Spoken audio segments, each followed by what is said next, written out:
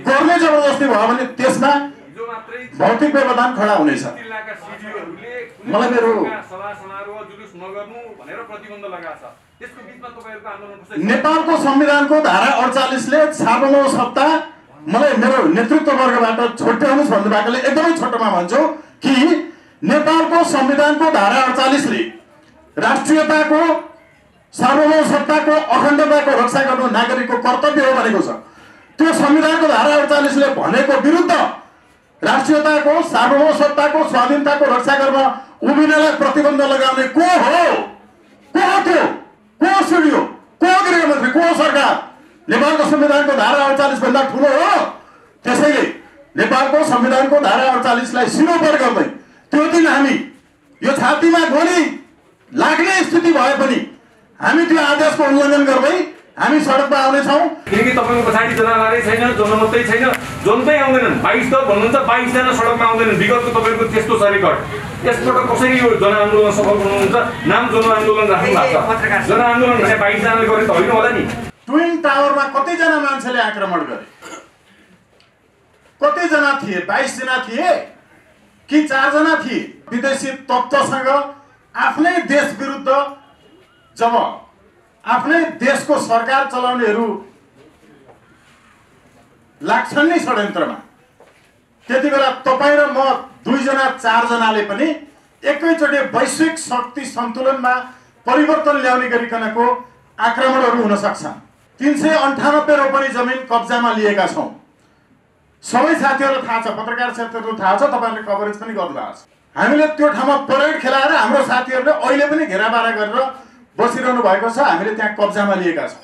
अब तिम्रो तर्फबाट एमसीसी पास गर्न थप समय दिने हो भने नेपालमा रक्तपात मचिनेछ र भविष्यमा एमसीसी आबद्ध व्यक्तिहरू पनि असुरक्षित हुनेछन्। तपाईले देख्नुभयो नि योगेश भट्टराईको अनुहार, तपाईले देख्नुभयो नि रामकुमारी झाँक्रीको अनुहार, तपाईले देख्नुभयो नि युवा भनिएकाहरू। एकचोटि आग्रह गर्नुहोस्, कुन युवालाई जिताउँदै हुनुहुन्छ? यो अब एमसीसी पास गर्नका लागि संसदको कार्यसूचीमा आउने दिन त्यो आइसकेपछि यो भनेको के हो भने र संसदमा त्यो दिन प्रवेश गर्न उहाँहरू जानुभयो भने हामी उहाँहरूलाई संसद भवन भित्रसम्म प्रवेश नगर्ने अवस्थामा नागरिकको तर्फबाट पुर्याउँछौं। यो भौतिक कारबाही होइन, भौतिक व्यवधान हामी खडा गर्छौं। र नेपालमा एमसीसी को कर्मचारीहरू अहिले एमसीए का कार्यालयमा जति आबद्ध कर्मचारी छन् ती कर्मचारीहरूलाई तत्काल जागिर छोड्न आह्वान गर्छौं। नत्र उहाँहरूको सम्बन्धमा नागरिकले जे पनि कारबाही गर्न सक्छन्। त्यसबाट बच्नका लागि एमसीसी सम्बद्ध एमसीए का कर्मचारीहरूलाई जागिर पनि छोड्न आह्वान गर्छौं।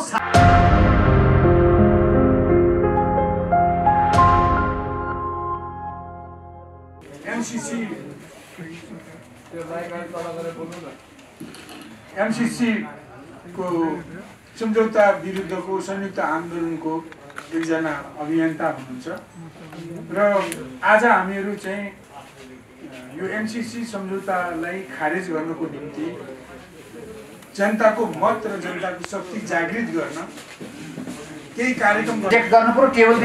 टेबल गर्न नदिने सभामुख अहिलेसम्म दिनुभएको छैन, उहाँलाई धन्यवाद छ। फेरि पनि नदिनुहोस्, हाम्रो अनुरोध छ। प्रचण्डजीले भने नदिनु, हाम्रो अनुरोध छ। यो कुरा चाहिँ सभामुखजीको राष्ट्रवादी हडान छ, त्यो हामी आशावादी छौँ। र यो लगायत एकछिन धैर्य धारण गर्न म अनुरोध गर्छु। तिमी विश्वास छैन, किनकि तपाईको पछाडी जनालारै छैन, जोन मात्रै छैन, जोनकै आउँदैनन्। 22 त भन्नुहुन्छ, 22 जना सडकमा आउँदैनन्। विगतको तपाईको त्यस्तो छ रेकर्ड। यसपटक कसरी यो जनआन्दोलन सफल बनाउनुहुन्छ? नाम जनआन्दोलन राख्नु भएको छ। जनआन्दोलन भने 22 जनाले गरे त होइन होला नि। प्रश्नीकरण दिनुहोस् त। मुख्य कुरा चाहिँ वर्तमान विश्व अहिले एउटा नयाँ कोणबाट राष्ट्रभित्रकै सरकार चलाउनेहरू विदेशी तत्त्वसँग मिले वा विदेशी सरकारहरूसँग मिले भने नागरिकको तहबाट हुने विद्रोह कस्ता कस्ता प्रकृतिका हुने गरेका छन् भन्ने बुझ्न जरुरी छ। पत्रकार साथीहरू, तपाईं जसले प्रश्न गर्नुभयो, तपाईलाई म अमेरिकाको एउटा रोनाल्ड सपिया भन्ने पत्रकारको नाम सम्झाउन चाहन्छु। आफ्नो देश को सरकारले विदेशी सरकारसँग मिलेर राष्ट्र र जनताको अहित हुने काम गर्यो भने आफ्नो देशको सरकारसँग मिलेर आफ्नो देश र नागरिक विरुद्ध लाग्नेहरूका विरुद्ध कसरी लड्छन् यसको एकचोटि श्रृङ्खलाबद्ध रूपमा अध्ययन गर्नुहोस्। हेर्नुहोस्, हामी हेरौँ अहिलेको विश्व के हो भने विदेशी शक्तिसँग मिलेर राष्ट्रभित्रको सरकार चलाउनेहरूले जनता र नागरिक राष्ट्र विरुद्ध गतिविधि गर्न थाल्यो भने नागरिकको तहबाट एकैपटक त्यो विदेशी तत्त्वसँग र देशभित्रको तत्त्वसँग पनि लड्ने शक्ति सुरुवात गर्छ र लडाइँ हुन्छ। बडा दुःखपूर्वक संवेदनशीलतापूर्वक त्यस्तो नहोस् तर हुन सक्ने सम्भावना देखाउँदै यो बताउन चाहन्छौँ हामी कि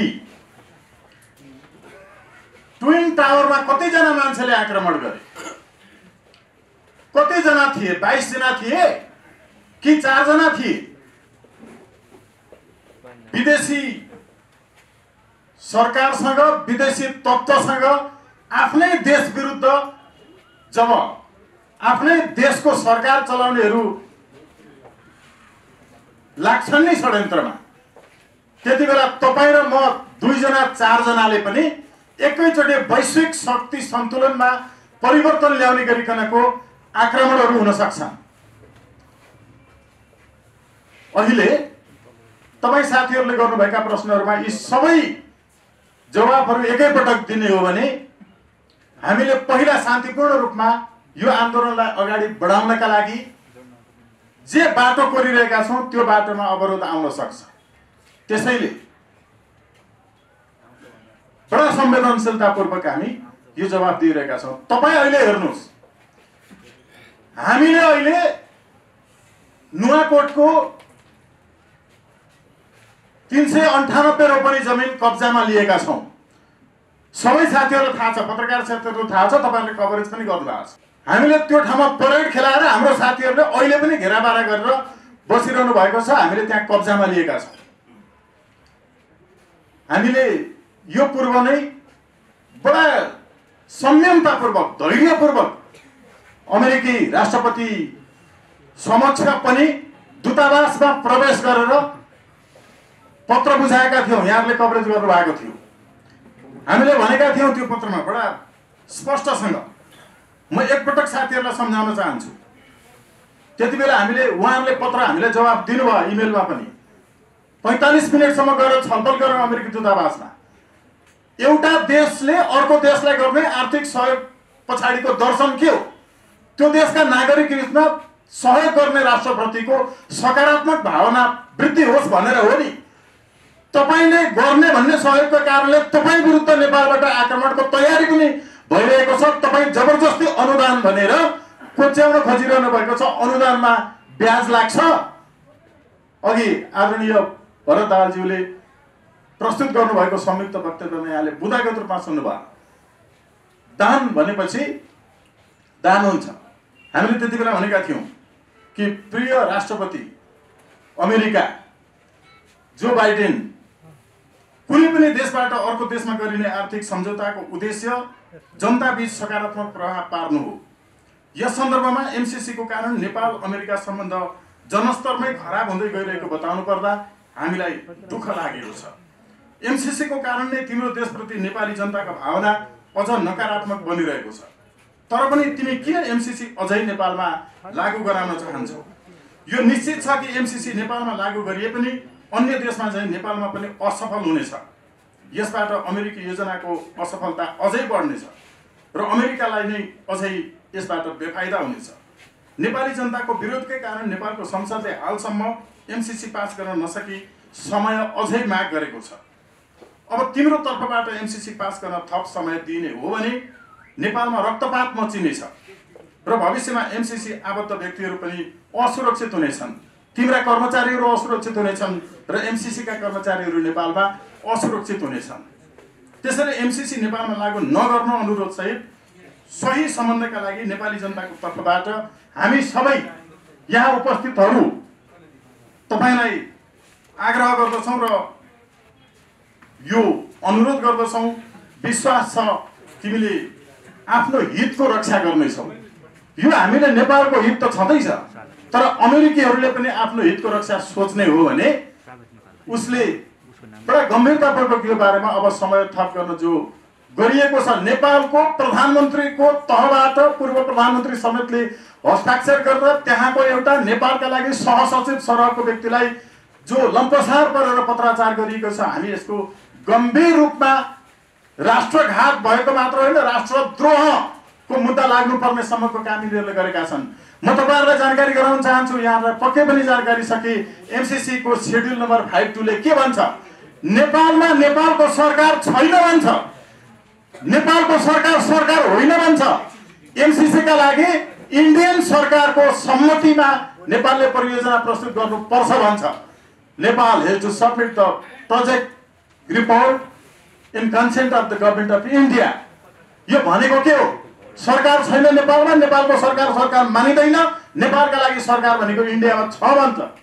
यति हदसम्मको सम्झौतामा हस्ताक्षर गर्नुपर्ने कारण। अर्को साथीहरू, म महत्त्वपूर्ण रूपमा यसै बिचमा थप्न चाहन्छु अघि भएको प्रश्नमा। तपाईँले देख्नुभयो नि योगेश भट्टराईको अनुहार, तपाईँले देख्नुभयो नि रामकुमारी झाँक्रीको अनुहार, तपाईँले देख्नुभयो नि युवा भनिएकाहरू। एकचोटि आग्रह गर्नुहोस्, कुन युवालाई जिताउँदै हुनुहुन्छ? युवा त्यो बुवासोको नयाँ पुस्ता बुवासै हुँदो रहेछ। अहिले यति मात्र भनौँ कि हामी यस सम्बन्धमा एमसीसीलाई असफल बनाउन जुनसुकै पनि कदम उठाउनका लागि तयारीमा छौँ। यो अब एमसीसी पास गर्नका लागि संसदको कार्यसूचीमा आउने दिन त्यो आइसकेपछि यो भनेको के हो भने सांसदहरूलाई हामीले यस पूर्व नै इमेल एड्रेस, टेलिफोन, ल्यान्डलाइन समेत सार्वजनिक गरेर नागरिकहरूलाई आफूले मतदान गरेको सांसदलाई एमसीसी का पक्षमा मतदान नगर्न, पास नगर्नका लागि आह्वान गर्नुहोस् भनेर नागरिकलाई गरेका छौँ। धेरै यसको अडियो रेकर्डहरू पनि हामीले सार्वजनिक गरेका छौँ। यति गर्दा गर्दै अझै पनि हामी यो 2-3 दिन बिचमा हाम्रो यो चाहिँ संयुक्त रूपमा आह्वान गरेका छौँ, गर्छौँ। अझै पनि हाम्रा अफिसियल साइट र पेजहरूमा राख्छौँ। एकचोटि आह्वान गर्छौँ, दोस्रो पटक कार्यसूचीमा आइसकेपछि त्यो दिन संसदतर्फ बढ्ने सांसदहरूको कुन डेरा कहाँ छ, कुन रोड नम्बरमा प्रयोग गर्दै जानुहुन्छ, कहाँ बस्नुहुन्छ, यो सबै हामीसँग रेकी छ, हामीले गरेका छौँ। र संसदमा त्यो दिन प्रवेश गर्न उहाँहरू जानुभयो भने हामी उहाँहरूलाई संसद भवनभित्रसम्म प्रवेश नगर्ने अवस्थामा नागरिकको तर्फबाट पुर्याउँछौँ। यो भौतिक कारबाही होइन, भौतिक व्यवधान हामी खडा गर्छौँ। भौतिक व्यवधान खडा गर्छौँ। भौतिक व्यवधान खडा गरेर हामी संसद भवनसम्म प्रवेश नगर्नका लागि पहिला आह्वान गर्छौँ। प्रवेश गर्ने स्थिति रह्यो भने त्यो दिन हामी व्यवधान गर्छौँ। र नेपालमा एमसीसी को कर्मचारीहरू अहिले एमसीए का कार्यालयमा जति आबद्ध कर्मचारी छन् ती कर्मचारीहरूलाई तत्काल जागिर छोड्न आह्वान गर्छौँ। नत्र उहाँहरूको सम्बन्धमा नागरिकले जे पनि कारबाही गर्न सक्छन्। त्यसबाट बच्नका लागि एमसीसी सम्बद्ध एमसीए का कर्मचारीहरूलाई जागिर पनि छोड्न आह्वान गर्छौँ। सांसदहरूलाई पनि त्यो दिन संसद प्रवेश नगर्न आह्वान गर्छौँ। गर्ने जबरजस्ती भयो भने त्यसमा भौतिक व्यवधान खडा हुनेछ। मलाई मेरो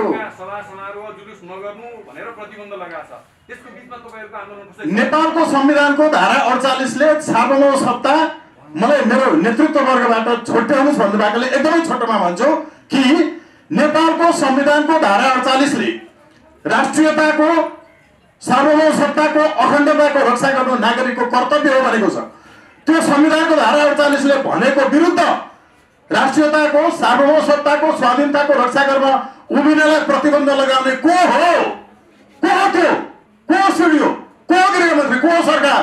नेपालको संविधानको धारा 48 भन्दा ठुलो हो। त्यसैले नेपालको संविधानको धारा 48 लाई सिरोपर गर्दै त्यो दिन हामी यो छातीमा गोली लाग्ने स्थिति भए पनि हामी त्यो आदेशको उल्लङ्घन गर्दै हामी सडकमा आउनेछौँ। सांसदहरूलाई हामी भौतिक रूपमा व्यवधान खडा गर्नेछौँ। संसदभित्र प्रवेश गर्न नसक्ने स्थिति बनाउँछौँ। तपाईँको छोरालाई, तपाईँको छोरीलाई, तपाईँको बुहारीलाई त्यो दिन संसद नजानुहोस् भनेर भन्नुहोस्।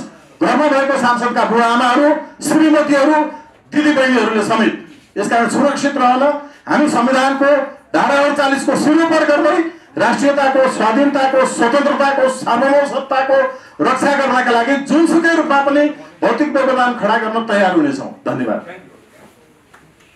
त्यो वक्तव्यबाट उहाँले अरू कुराहरू प्रश्न गर्नुहुनेछ, हामी गरिएका छौँ र त्यस सिलसिलामा आज पत्रकार मित्रहरूलाई हाम्रा वेदनाहरू, हाम्रा कथाहरू, हाम्रा उद्देश्यहरू र हाम्रा सङ्घर्षहरूका भावनालाई जनतामा पुर्याइदिनु हुनको निम्ति हामीले यो रिपोर्टर्स क्लबका साथीहरू मार्फत हामीले अनुरोध गऱ्यौँ। आइदिनु भएकोमा म सबैलाई हार्दिक धन्यवाद दिन चाहन्छु। मैले यति मात्रै भनौँ कि यो 2074 सालको भदौमा सही गरिएको नेपाल सरकार र एमसिसी कम्पनीसँग सही गरिएको जुन सम्झौता छ, सुरुमै त्यसलाई संसदबाट अनुमोदन गर्ने लेखिएको थिएन। पछि 1 वर्षपछि त्यसलाई संसदद्वारा अनुमोदन गर्ने एमसिसी हेडक्वार्टरबाट नेपालमा लिखत आयो। यहाँका कर्मचारी र सरकारले, मन्त्री र उच्च पदस्थ कर्मचारीहरूले विगतको नजिर पनि हेर्दै नहेरी यस्ता परियोजनासँग सम्बन्धित सन्धिहरू, सम्झौताहरू कहिल्यै पनि नेपाल सरकारले संसदले अनुमोदन गरेको नजिर छैन। त्यो पनि नहेरी र संविधानको प्रावधान पनि नहेरी, बरु त्यसमा गर्नु नपर्ने कुरालाई पनि थुपेर र त्यो अनुमोदन गरेपछि त्यसको दुष्प्रभाव के हुन्छ? संसदले अनुमोदन गरेपछि खुद त्यो कानुन बन्छ र त्यसमा जे लेखेका छन् ती कानुन सरह हुन्छन्। त्यसमा ढोली विवाद हुँदा यो सम्झौता नै नेपालको संविधान, कानुन, संसदका कुनै पनि डकुमेन्टभन्दा माथि हुन्छ भन्ने लेखिएको छ। त्यसले त्यहाँ लाछाप लाग्छ त्यसमाथि।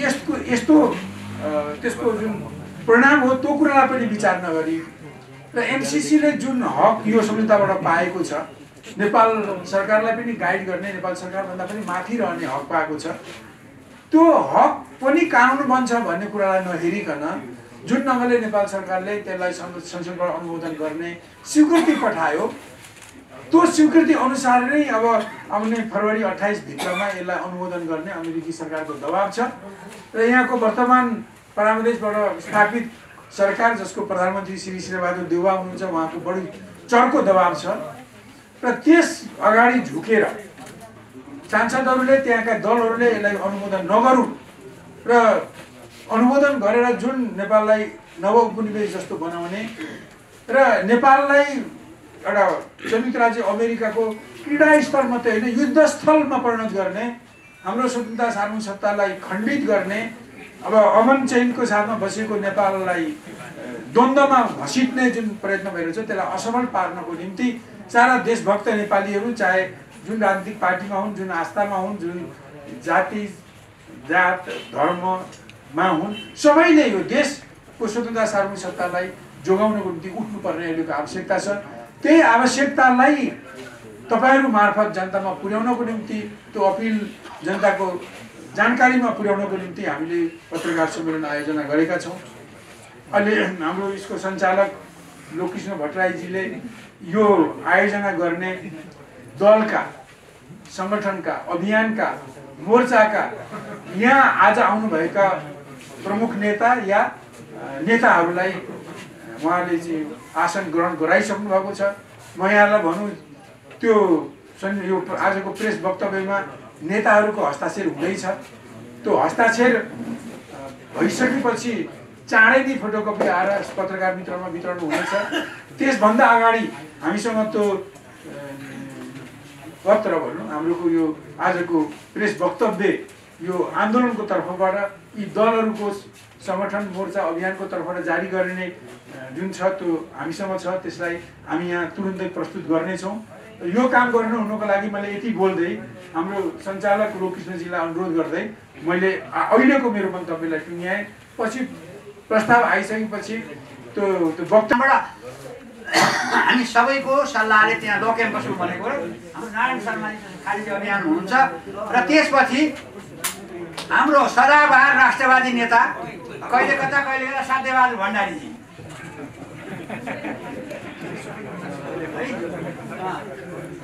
अनि यसरी चाहिँ हामीले एउटा यो सशक्त प्रतिवाद गर्ने यो सरकारले यदि संसदमा टेबल गर्छ भने संसदका सम्पूर्ण साथीहरूलाई हामी आह्वान गर्छौँ र तपाईँले रिजेक्ट गर्नुहोस्। पहिलो कुरो त सभामुख अहिले जुन स्ट्यान्ड लिनुभएको छ अग्नि सापकोटाजीले उहाँलाई बधाई छ र पुनः सरकारले टेबल गर भने पनि नगर्नुहोस्। बरु चाहिँ के भन्छ 2/3 बहुमतबाट उनलाई चाहिँ हटाउँछन् भने हटाउन तयार हुनुहोस् अग्नि सापकोटाजी। मेरो चाहिँ विशेष किन उहाँलाई अनुरोध भने मेरो क्लासमेट पनि हो, हामीसँग शिक्षक पनि हो क्या। यो पत्रकार सम्मेलनको माध्यमबाट अग्नि सापकोटाजीले बरु सभामुख छोडिदिनुहोस्, टेबल गर्नै नदिनुहोस्, शेरबहादुरजीले मर्न खोजेन नदिनुहोस्, केपुजीले झुनिन खोजेन नदिनुहोस्। त्यो मेरो चाहिँ उहाँ सभामुखजीलाई अनुरोध छ। र यसपछि म चाहिँ यो हाम्रो पत्रकार सम्मेलनका लागि जुन हाम्रो चाहिँ अहिले सिग्नेचरी जुन वक्तव्य हो त्यो वक्तव्य पत्रकार सम्मेलनका सभापतिज्यू, हाम्रो आयोजक सबै मित्रहरू र यस कार्यक्रममा भएका पत्रकार मित्रहरू, अब एमसीसी धेरै व्याख्या यहाँ कसैलाई गर्नु पर्दैन जस्तो लाग्छ मलाई। अहिले एउटा तीव्रतर अत्यन्तै चर्को द्वन्द र एउटा निष्कर्षको दिशातिर अगाडि बढिरहेको मुद्दा हो र दुवै पक्ष यसलाई ल्याउनुपर्छ भन्नेहरू र त्यसको विरुद्धमा रहेका शक्तिहरूको बिचमा झन्डै अत्यन्तै कटुतापूर्ण र मलाई लाग्छ केही समयपछि एकदमै नराम्रो खालको एउटा सम्बन्धको विकास हुने सम्भावना बढ्दै गइरहेको छ। यसलाई देशव्यापी बनाउनुको निम्ति हामीले जुन एउटा आज केही अवधारणाहरू बनाएर पत्रकार सम्मेलन गर्ने निर्णय गरेका छौँ, म यसलाई सरसट्टै वाचन गरेर मात्रै सुनाउँछु। हल्ला कम गरिदिनु पर्यो हजुर, नबोल्नुहोस् है। एमसीसी सम्झौता विरुद्ध संयुक्त जनआन्दोलन पत्रकार सम्मेलन 2078 माघ 24। राष्ट्रघाती एमसीसी सम्झौताको खारिजीका लागि नेपालका विभिन्न देशभक्त राजनीतिक दल, अभियान, सङ्घ संस्था, मोर्चा गरे मञ्च, मोर्चा र सङ्गठन समूहहरूको सहमतिमा हालै मात्र गठन भएको एमसीसी सम्झौता विरुद्ध संयुक्त जनआन्दोलनको यस पत्रकार सम्मेलनमा हाम्रो निमन्त्रणालाई स्वीकार गरेर आउनुभएका सबै पत्रकार मित्रहरूलाई यस आन्दोलनको तर्फबाट हार्दिक स्वागत अभिवादन गर्दछौँ। एमसीसी कस्तो सम्झौता हो र यसका उद्देश्य के कस्ता छन् भन्ने बारेमा धेरै तथ्यहरू सार्वजनिक भइसकेका छन्। मुठ्ठीभर व्यक्तिहरूलाई छाडेर नेपाली नागरिकहरूको सम्पूर्ण तबकाको प्रचण्ड विरोध देख्दै अमेरिकाको दबाव, धम्की र प्रलोभनका भरमा विभिन्न गलत हत्कण्डाहरू प्रयोग गरेर एमसीसीलाई संसदबाट पारित गर्ने जुन प्रयास भइरहेको छ त्यसलाई पराजित गर्न विशाल जनआन्दोलनको विकास गर्नुपर्ने आवश्यकता एकदमै टटकार र अनिवार्य बन्न पुगेको छ। अमेरिकाको एउटा कम्पनीसँग गरिएको कथित अनुदान भनिएको एमसीसी सम्झौतालाई संसदबाट पारित गर्न किन यत्रो जोड बल, धाक, धम्की, जालझेल र षड्यन्त्र केका लागि भइरहेको छ र लिनेलाई भन्दा दिनेलाई यति धेरै चासो, चिन्ता, चटारो र हतारो किन छ? स्पष्ट छ यो सम्झौता अमेरिकी स्वार्थलाई ध्यानमा राखेर गरिएको छ, नत्र यसरी आम नेपाली जनताबाट इतिहासमै सर्वाधिक विरोध हुँदाहुँदै किन लाद्न खोजिँदैछ? प्रश्न स्वयंमा गम्भीर र स्पष्ट छ। सर्वप्रथम एमसीसी को विधान 2003 को सेक्सन 711 को ब होइन, यो ए हो है। ए को बुदा नम्बर 1 मा यो सम्झौता गर्ने बाह्य पक्ष अमेरिकी राष्ट्रिय सुरक्षा स्वार्थका विरुद्ध संलग्न नभएको हुनुपर्ने शर्त प्राथमिकता साथ राखिएको छ। यो व्यवस्थाले एमसीसी सम्झौता गर्ने अमेरिकाले उसको राष्ट्रिय सुरक्षा स्वार्थसँग बाजिने अरू देशहरूसँगको सम्बन्धलाई रोक्न वा बिगार्न खोजेको कुरा स्पष्ट छ। अमेरिकाको सन् 2017 को राष्ट्रिय सुरक्षा रणनीति नामक दस्तावेजमा एमसीसीलाई त्यसको सुरक्षा रणनीतिको कूटनीतिका रूपमा यसरी अर्थाइएको छ: the United States will use diplomacy and assistance, we already do this through the millennium challenge corporation. अमेरिकाको सन् 1919 को इन्डो पेसिफिक रणनीति नामक दस्तावेजमा पनि एमसीसीलाई त्यसको अङ्गका रूपमा परिभाषित गरिएको छ र अमेरिकाको दक्षिण एसिया मामिला हेर्ने सहायक सचिव डेभिड रान्जले सन् 2019 को नेपाल भ्रमणका बेला एमसीसीलाई इन्डो पेसिफिक रणनीतिको नेपालमा महत्त्वपूर्ण सुरुवातका रूपमा उल्लेख गरेका छन्। अमेरिकाका यस्ता दस्तावेज र बयानहरू देख्दै अनुदान भनेको सम्झौतालाई संसदबाट पारित गर्नुपर्ने कारण के हो? विद्युत ट्रान्समिसन लाइन बनाउने सम्झौताको नाम लिएर कहिल्यै खारिज नहुने गरी एमसीसी मार्फतमा विद्युत निकाय, सडक बोर्ड जस्ता छुट्टै स्वायत्त संस्थाहरूको गठन गर्ने र तिनले आफ्नै नीति नियम र कर व्यवस्थाको निर्माण गर्ने भन्ने बेहोरा कुन उद्देश्यका लागि राखिएको हो? एमसीसीका यी निकायहरू 5 वर्षपछि स्वतः खारेज हुने प्रावधान किन छैन? बरु कतिपय बुदामा एमसीसी अनन्तकालसम्म नेपालमै रहने कुरा किन गरिएको छ? सम्झौता संसदबाट पारित भएपछि मात्र कार्यान्वयनमा जाने भनी लेखेर वर्षेनी अरबौं अरब नेपाली रकम गैर कानुनी रूपमा किन खर्चिरहेको छ? अनि त्यसरी खर्चेको रकमले अमेरिकी कम्पनी एमसीसीको नाममा जग्गा किन किनिँदैछ? यस्तो भयङ्कर खतरनाक सम्झौता वर्षौंसम्म गुपचुप किन राखियो? यस्ता प्रश्नहरूको जवाब न सम्झौतामा छ, न त सो सम्झौता गर्ने र अघि बढाउनेहरूले नै दिने आँट गरिरहेका छन्। वास्तवमा यो सम्झौताले देशको सार्वभौमिकता, स्वाधीनता र स्वतन्त्र अस्तित्वमाथि गम्भीर आक्रमण गरेको छ। यसमा अमेरिकाको नीति उल्लङ्घन गर्न नहुने दफा 5.1 को नम्बर 3 मा अमेरिकाको राष्ट्रिय सुरक्षाको हित विपरीत लाग्न नपाइने 5.1 को 4 नम्बर बुदा अमेरिकाको विदेशी सहायता ऐन अनुसार काम गर्नुपर्ने दफा 5.1 को 5 नम्बर बुदा जस्ता प्रावधानहरू राखिएका छन्। दफा 5.5 का 2.7, 2.8, 3.2 को 3.7, 3.8, 5.2, 5.3, 5.4 र 6.4 मा उल्लेख गरिएका व्यवस्थाहरू एमसीसी परियोजना सकिएपछि पनि खारिज नहुने उल्लेख गरिएको छ। यसको अर्थ एमसीसी को सम्झौता अवधि 5 वर्ष पूरा भएपछि पनि त्यसले बनाएका निकाय र नीतिहरू सधैँ नेपालमा रहिरहने कुरा हो। अझ विचित्रता के छ भने अनुसूची 5 मा यो परियोजना र अन्य जुनसुकै योजनालाई भारतले समर्थन गरेको हुनुपर्ने भन्ने शर्त समेत राखिएको छ। संसदबाट एकपटक पारित भइसकेपछि यसलाई छलफलका लागि भनेर पुनः फेरि संसदीय वा सरकारी कुनै पनि प्रक्रियामा लैजान नपाइने दफा 6.2 को ग सम्झौता र नेपालका कानुनहरू बाझिएमा सम्झौतामा उल्लेखित प्रावधानहरू लागू हुने दफा 7.1 एमसीसी का लागि आवश्यक जग्गा, स्कुल पहुँच, स्थल पहुँच र वन क्षेत्र एमसीसी को अनुकूल हुने गरी नेपाल सरकारले हस्तान्तरण गरेको हुनुपर्ने दफा 8.1 व्यवस्थाहरू सम्झौतामा राखिएको स्पष्ट छ। सम्झौताको अनुसूची 1 मा स्वतन्त्र विद्युत निकाय र सडक बोर्ड बनाइने र सडक र विद्युतलाई रणनीतिक नेटवर्कका रूपमा विकास गरिने कुरा उल्लेख गरेर नेपालभित्रै अर्को समानान्तर व्यवस्था गर्न खोजिएको छ। अनुसूची 3 मा नेपाल सरकारले एमसीसी परियोजनाको मूल्याङ्कनका बारेमा कुनै जानकारी लिन चाहेमा एमसीसी को पूर्व स्वीकृति लिनुपर्ने र भनेर नेपाललाई एमसीसी को अधीनस्थ एकाइका रूपमा परिभाषित गर्दै नेपालको सार्वभौमिकता नै नियन्त्रण गर्ने षड्यन्त्र समेत गरिएको छ। एमसीसी लाई प्रयोग गरेर अमेरिकाले नेपालमा समानान्तर सरकार गठन गर्न खोजेको छ भन्ने यथार्थता सम्झौताका धेरै बुदाहरूबाट थाहा हुन्छ। नेपालले अमेरिकाका कानुन र नीतिहरू उल्लङ्घन गर्न नपाउने दफा 2.7 अमेरिकाको रोजगारी र उत्पादनलाई विस्थापन गर्न सक्ने कुनै प्रकारका कामहरू गर्न नपाउने दफा 2.7 को ख एमसीसी संस्था र त्यस परियोजनासँग सम्बन्धित कुनै पनि व्यक्तिहरूलाई कुनै पनि प्रकारको कर नलाग्ने दफा 2.8 को क बौद्धिक सम्पत्तिमा 50 अरब लगानी गर्ने एमसीसी अर्थात् अमेरिकाको मात्रै हक लाग्ने दफा 3.1 को च तर 13 अरब लगानी गर्ने नेपालको कुनै भूमिका भएको बौद्धिक सम्पत्तिमा कुनै कति पनि हक नलाग्ने लेखा परीक्षण अमेरिकी कानुनले मान्यता दिएको र एमसीसीले छानेको लेखा परीक्षणबाट मात्र मान्य हुने दफा 3.7 र दफा 3.8 जस्ता व्यवस्थाहरू गरिएका छन्।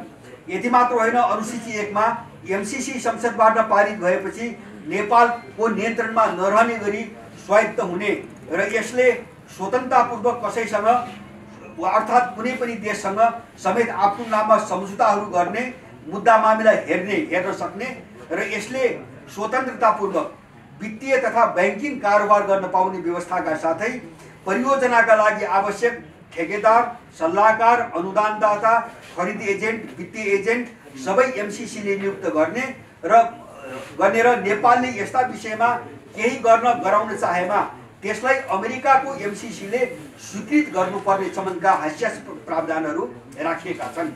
एमसीसी परियोजनासँग सम्बन्धित कुनै पनि व्यक्तिले जस्तोसुकै जघन्य अपराध गरे पनि उसमाथि नेपालको कानुन आकर्षित नहुने जस्ता खतरनाक प्रावधानहरू पनि सम्झौतामा राखिएको छ। यसै सम्झौतासँग जोडेर गरिएका अन्य थुप्रै सहायक सम्झौताहरू आजसम्म पनि पूर्णता सार्वजनिक गरिएको छैन।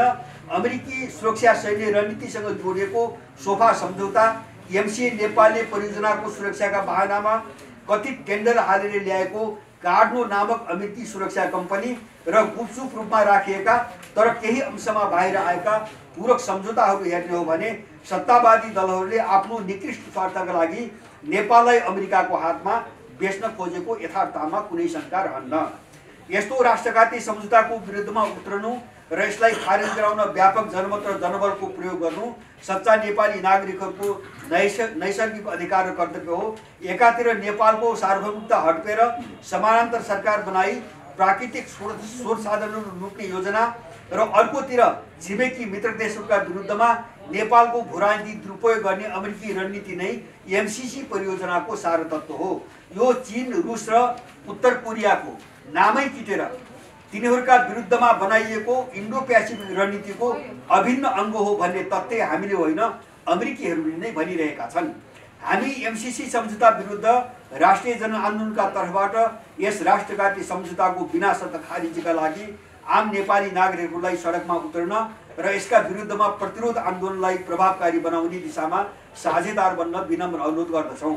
हामी नेपाल आमाका सच्चा सपुतहरू देशलाई सङ्कटमा फसाइएको यो गम्भीर र सङ्गीन समयमा अन्य कुराहरूलाई थाती राख्दै र सबै खाले सङ्कीर्णताबाट माथि उठी चरम राष्ट्रघाती एमसीसी सम्झौताका विरुद्धमा एकजुट हुन जरुरी छ। देशप्रेमी सञ्चार जगतले यो गम्भीर विषयको यथार्थलाई आम जनतामा पुर्याइदिनका लागि पुरा सहयोग गर्नेछ भन्ने कुरामा हामी विश्वस्त छौँ। हामी यहाँ के स्मरण गर्न चाहन्छौँ भने सत्ताधारी लगायतका ठुला राजनीतिक दलहरू जनताका आँखामा छारो हाल्ने नेपालको हित रक्षार्थ संसदबाट हाल्ने उद्देश्यले नेपालको हित रक्षार्थ संसदबाट संकल्प प्रस्ताव जस्ता पारित गरेर यथास्थितिमै एमसीसी सम्झौता संसदबाट अनुमोदन गराउने प्रपञ्चमा लागेका छन्। यति मात्र होइन, उनीहरूले उक्त राष्ट्रघाती सम्झौतालाई संसदमा पेश गरेपछि आफ्ना सांसदहरूलाई विवेकको मत प्रयोग गर्ने अधिकार दिएर भित्री पार्टी निर्देशनबाट त्यसलाई पारित गराई आफू पानीमाथिको ओभानो देखाउने प्रपञ्च पनि रचिरहेका छन्। यस्तै वर्तमान सभामुखलाई निलम्बनमा पुर्याई कथित अनुकूल कार्यवाहक सभामुखबाट यस सम्झौतालाई अनुमोदन गराउने योजना पनि लागू गरिन सक्दछ। हामी यस्ता हत्कण्डाहरूबाट भ्रमित नहुन र तिनीहरूको विरोध गर्नका निम्ति पनि सजग रहन आग्रह गर्दछौँ। एमसीसी सम्झौता पारित गर्न नहुने र यस्तै अन्य विषयहरू राखी 80 भन्दा बढी दिनदेखि आमरण अनसन बस्ने तारा बरालको जीवन रक्षाको निम्ति संवेदनशील बनी सरकारले आवश्यक कदम चालोस् भन्ने पनि चाहन्छौँ। आदरणीय जनसमुदायहरू, माथि उल्लेखित तथ्यहरूको आधारमा एमसीसी सम्झौता विरुद्ध संयुक्त जनआन्दोलनले 78 सालको माघ 26 गते काठमाडौँमा विरोध प्रदर्शन र जनसभाको आयोजना गरिरहेको छ।